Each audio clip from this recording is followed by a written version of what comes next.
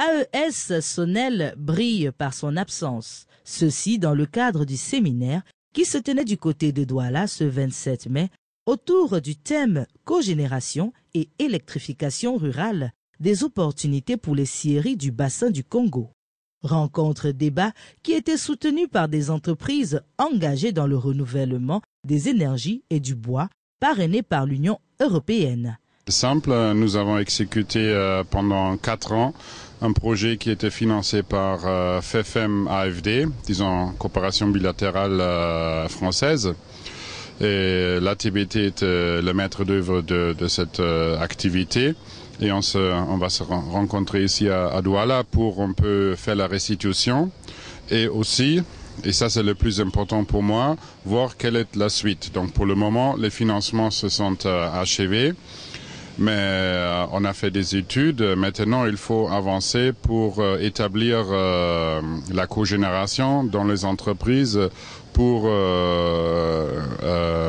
baisser la consommation de gasoil, pour aussi électrifier quelques villages aux proches aux concessions forestières où il y a la transformation. Mais après, il y a aussi l'opportunité de faire des centrales de cogénération en grande échelle pour l'électrification rurale et même urbaine en Afrique centrale avec la biomasse ou à travers des plantations forestières. Des exposés ont ainsi démontré la situation des scieries en Afrique centrale.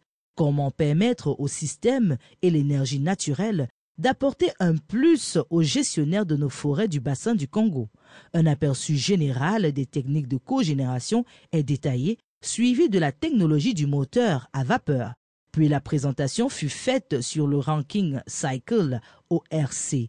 Pour ce qui est du sujet tant attendu sur la véritable gestion de la distribution de l'électricité en milieu rural, aucun éclaircissement n'a pu être effectivement donné, n'ayant pas sous la main le représentant AES Sonel qu'on nous annonce empêché.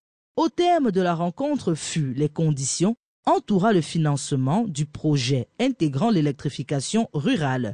Une rencontre qui semble avoir satisfait certains. Les retombées, c'est le partage d'expérience d'un projet qui a commencé il y a 3 ans. C'est de voir techniquement est-ce que c'est possible d'utiliser les déchets de bois dans les scieries pour générer l'électricité. C'est des choses qui sont faisables. En Europe, par exemple, dans les pays comme la Finlande, 30% de leur énergie est générée à partir du bois. Donc c'est faisable en Asie du Sud-Est. Donc ici, nous partageons ces expériences pour dire que c'est faisable au Cameroun. Bien, maintenant dans la salle, il y a l'agence d'électrification rurale qui est là, qui va donc voir comment effectivement ces unités forestières qui peuvent générer cette expérience peuvent être injectées dans le système pour donner de l'électricité à un coût abordable aux communautés.